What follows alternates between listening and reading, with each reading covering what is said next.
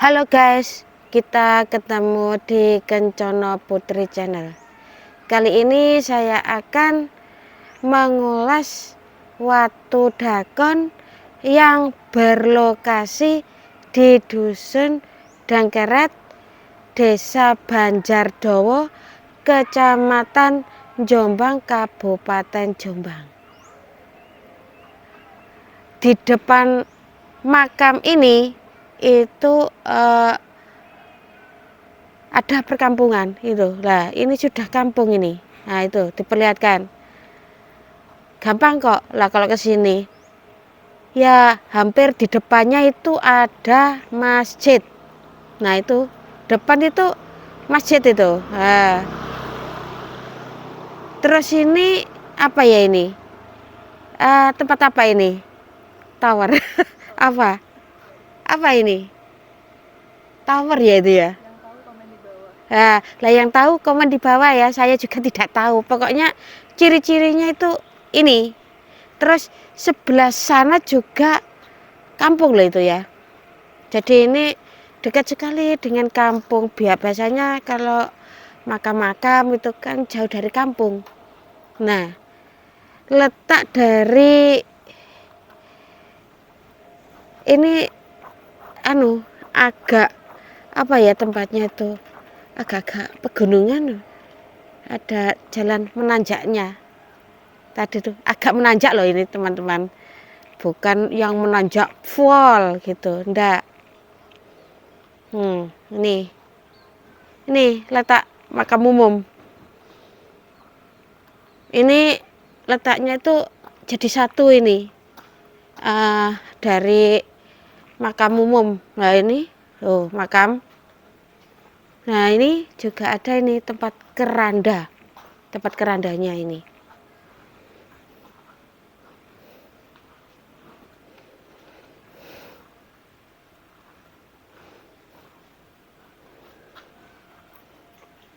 Tuh yang atap itu juga makam, tapi makam orang sini aja dibuatkan bangunan supaya tidak panas mungkin ya, itu makamnya cuma satu mungkin itu.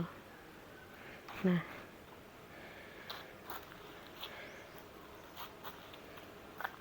ini wih pecah-pecah ini, mungkin tanah di sini bergerak mungkin ini ya. Lah ini loh makamnya itu retak-retak ini loh, kijingannya itu ini. Lah ya banyak yang retak. Lah itu juga ya retak-retak, mungkin tanah gerak mungkin ini yang berada daerah sini ini. Tuh nih makam umum ini, sana juga ada rumah itu. Jadi ini dekat perkampungan, diapit oleh rumah. Lah itu juga rumah itu. Nah itu tuh nah, kelihatan kan genteng-gentengnya itu. Lah jadi ini diapit, jadi tidak sangar lagi ya ini.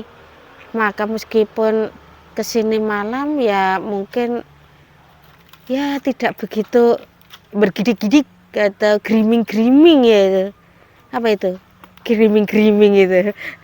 Merinding disco itu lah, bulu kuduk pada berdiri itu loh, itu namanya griming-griming itu. Nah kali ini ya ini yang akan saya bahas, watu itu bahasa Jawa ya, kalau bahasa Indonesianya itu batu. Kenapa kok dinamakan watu dakon? Nah ini kan ada lubangnya ini. Nah ini alami loh ini. Nah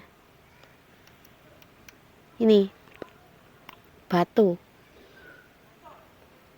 ini tadi saya tanya sama bapak juru kunci yang ada di sini itu ya, katanya tempat ini kok tempat bermainnya Bagong sama Semar itu. Ya saya diberitahu tadi itu ya agak ingin ketawa sih, lah ngapain kok main-main kok di batu-batu Semar sama Bagong itu intinya sini itu juga ada hubungannya dengan apa ya, petilasan yang ada di mana itu, di Alas Tunggorono lah tadi itu ada hubungannya, ini erat sekali. Ini juga ini ada ini. Jadi kalau teman-teman mau ke sini meskipun siang hari zuhur kan panas-panasnya, jangan khawatir teman-teman, rindang sekali ini ada pohonnya ini. Sebetulnya ini sudah panas loh ini teman-teman. Tapi ya di sini tuh rindang ini. Nah, soalnya ada pohon ini. Alhamdulillah. Jadi ya kulit tidak jadi hitam ya ini. Aman. Skincare alami ini.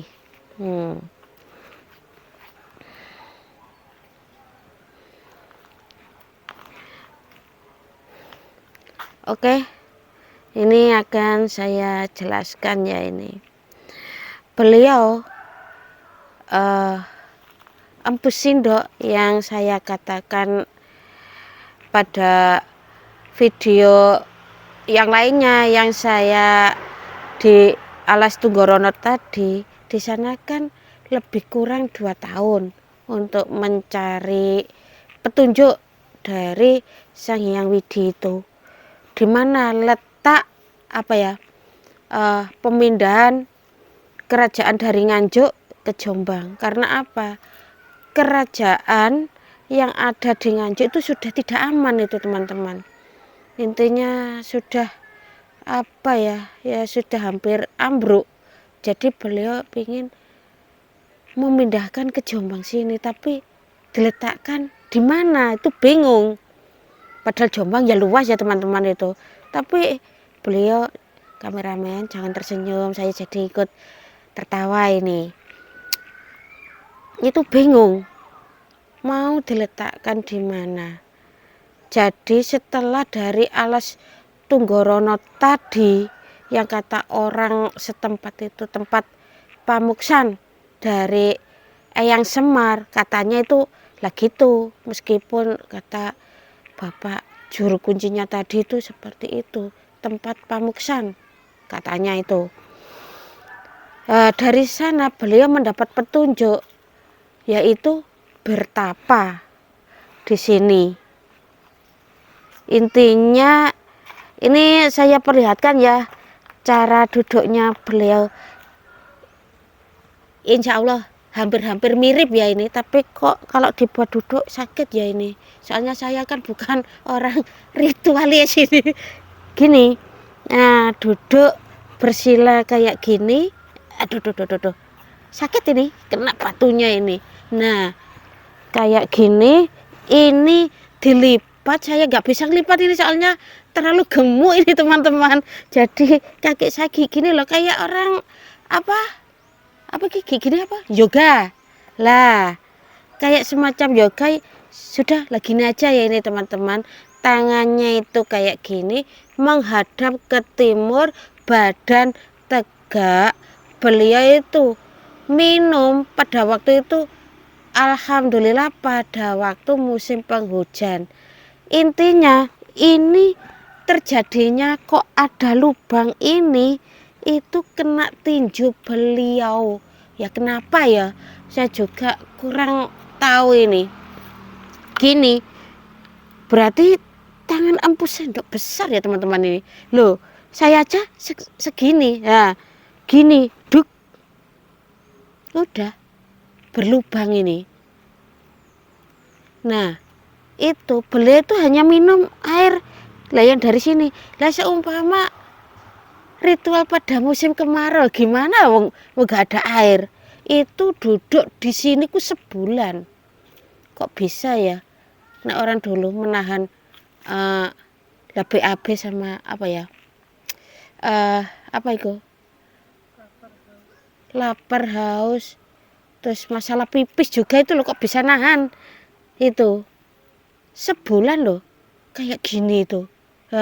Apa ya ya gini atau gimana, pokoknya badannya tegap ya kayak gini. Itu sebulan sudah saya capek. Saya tak bangun lagi nih. Nah, apa itu dalam lebih kurang 1 bulan, lebih dikit kok, mungkin lebih 10 hari beliau berada di sini itu mendapat petunjuk dari Sang Hyang Widi. Itu mendapat petunjuk meletakkan kerajaannya itu, ya intinya itu bernama kerajaan Medang ya ini teman-teman. Itu kalau pada zaman Empu Sindok loh itu ya, itu di Watugaluh itu. Tapi sampai sekarang belum diketemukan yaitu letak kerajaannya itu. Tapi yang jelas ada sih banyak puing-puing atau apa ya, batu-batu yang berserakan, terus juga banyak itu ditemukan barang-barang artefak atau gerabah-gerabah yang ada di Watugaluh sana itu. Itu pun belum saya datangi itu. Ada sumur tua, ada ya lumayan lah itu, sampai yang ada di Ngoro itu ada itu. Nah ini intinya yang Empu Sindok itu duduk di sini untuk mencari petunjuk dari Sang Hyang Widi itu lebih kurang 1 bulan 10 hari itu.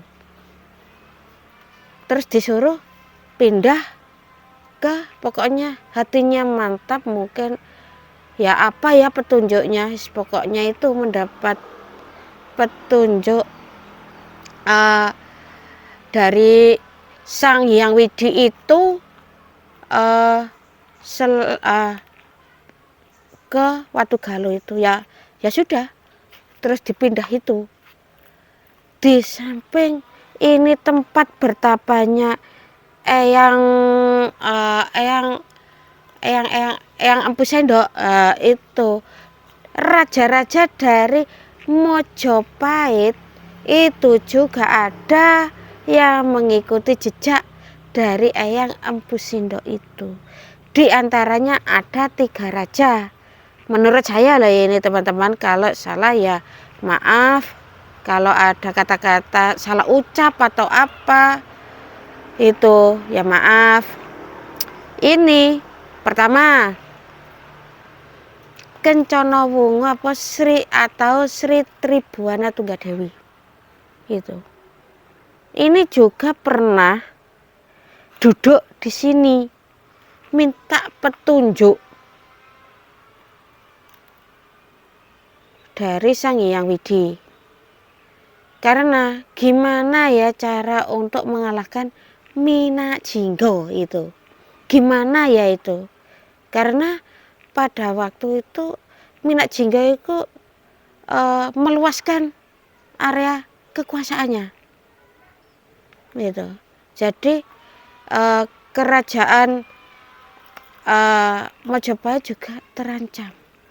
Akhirnya mendapatkan petunjuk itu, lalu Eyang Kencana Wungu itu melakukan sayembara. Siapa-siapa yang bisa mengalahkan Mina Jinggo kalau laki-laki dijadikan suami. Lah pada waktu itu Eyang Kencana Wungu itu belum bersuami, masih perawan ting-ting. Ting-ting loh, bukan tong-tong ya ini. Ting-ting. Nah itu. Terus lah itu datanglah Damarwulan itu. Pada waktu itu Damarwulan sudah beristri, yaitu Anjasmara itu.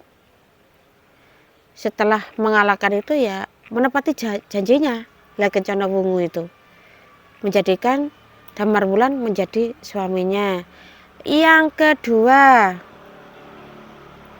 Raja Hayam Wuruk itu juga pernah duduk di sini untuk mengatasi masalah di kerajaannya itu pada waktu masa-masa sulit atau gimana ya, pokoknya ya tetap pada satu tujuan, minta petunjuk. Akhirnya apa? Ya dikasih petunjuk. Itu akhirnya kelar juga masalahnya.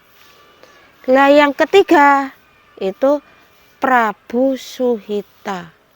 Pada waktu itu ya hampir-hampir apa ya, banyak sekali masalah-masalah, tapi tidak sejaya pada masa Raja Hayam Wuruk pada waktu pemerintahan dari Prabu Suhita itu.